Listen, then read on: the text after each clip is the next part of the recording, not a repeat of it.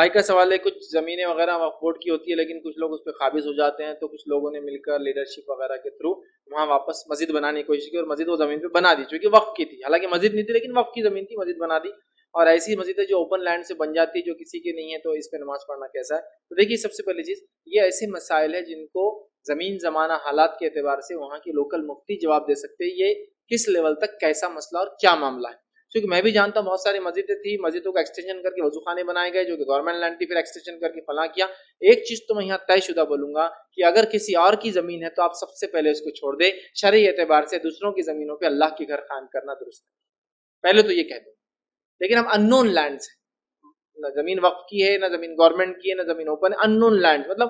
صدیوں سے خالی پڑی ہے، تو یہ ایک الگ مسئلہ ہے کہ کوئی زمین صدیوں سے خالی پڑی ہے اور لوگ اس پہ نماز پڑھ لیتے ہیں، مسجد کا ایکسٹینشن کر دیا گیا، وہ ایک الگ مسئلہ ہے۔ لیکن نون گورنمنٹ لینڈ ہے، نون اوپن پلاٹس،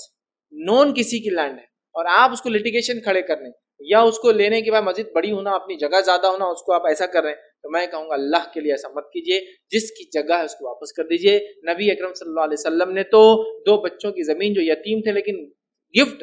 ہبا تحفہ دینا چاہ رہے تو بھی قبول نہیں کیا، انہوں کچھ دیا۔ میں کہوں گا اللہ کے لیے ایسا مت کرو، اور اس سے آگے کے لیے بہت زیادہ فتنے اور فساد کھڑے ہوتے ہیں۔ میں جانتا ہوں کئی جگہ مسجدوں کو چونکہ گورنمنٹ لینڈ پہ ایکسٹینشن کر دیا گیا، روڈ نیرو ہو گئے، لوگوں کا راستہ رک گیا۔ ایک مسلمان کیسے کسی کا راستہ روک سکتا ہے؟ ٹھیک ہے، جو اپنی حقیقی باؤنڈریز ہے اس کو لے لے، باقی جو گورنمنٹ کا حصہ تھا اس کو دے دے۔ میں سمجھتا ہوں بہت سارے مسائل اس میں ختم ہو جائیں گے۔ پھر بھی میں یہ کہوں گا یہ لوکل مفتیوں سے بات کریں، وہ بتائیں گے۔ رہا اوپن پلاٹ تو جو مسجدیں بن جاتی ہیں، چونکہ وہ نو مینس لینڈ ہے، اس کی بھی نہیں ہے،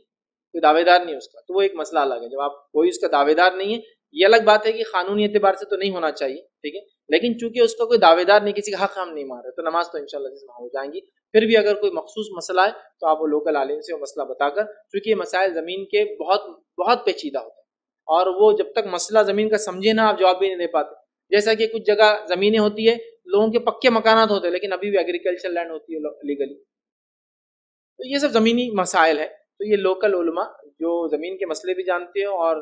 قانون کے، وہ انشاءاللہ میں سمجھتا ہوں بہتر پوزیشن میں ہوں گے ایسے مسائل پہ جواب دینے کے لیے۔ تو زمین زمانے کے اعتبار سے اور حالات کے اعتبار سے میں سمجھتا ہوں شہر بدلنے کے اعتبار سے اس کا مسئلہ بھی انشاءاللہ